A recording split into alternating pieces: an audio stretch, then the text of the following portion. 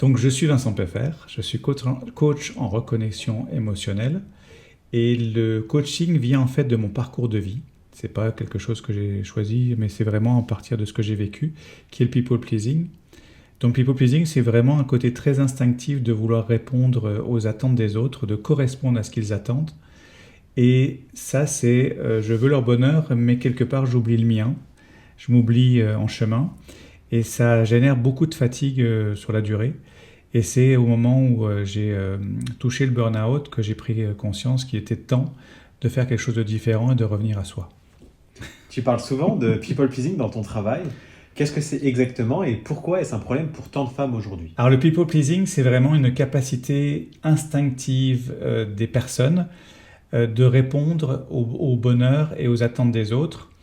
Quelque part, c'est de vraiment dépendre du regard extérieur parce que très souvent, le people pleasing, derrière, il va avoir une peur du jugement, une peur du rejet, le vouloir se faire accepter, le vouloir avoir l'approbation des autres. Et donc, en faire beaucoup de choses, beaucoup trop de choses pour répondre à ce besoin-là. Et ça engendre énormément de fatigue, et notamment de la fatigue émotionnelle, puisqu'on prend énormément d'émotions. Comme on n'en est pas vraiment conscient, on les garde en soi. Et ça génère de la fatigue, voire du burn-out à un certain moment. Et pourquoi les femmes? En discutant avec mes clientes, j'ai remarqué que très souvent, elles pensaient devoir en faire beaucoup plus qu'un homme à des postes équivalents, que ce soit dans le management ou même commercial, ou que ce soit aussi dans des ingénieurs. Et donc, elles se disaient, il faut que je fasse pour être acceptée. Et je pense que je parlais de regard extérieur.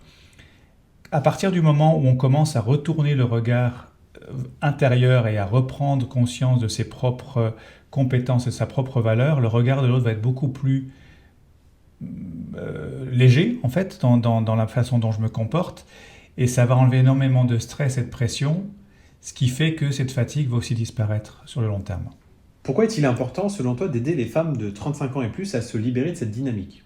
Parce que 35 ans, les femmes en général vont avoir à concilier une vie personnelle et une vie professionnelle avec probablement des prises de responsabilité et elles vont rentrer beaucoup plus dans faire plaisir aux autres pour montrer que j'ai la valeur et les compétences du poste qu'on m'a donné. Et donc, elles vont trop s'intégrer dans cette réponse aux attentes de leur équipe, de leur partenaire de travail, de leur patron ou de leur famille. Et il y a également aussi 35 ans, ça fait probablement déjà plusieurs années qu'elles font ça. Donc, la fatigue devient de plus en plus importante et le risque de burn-out également.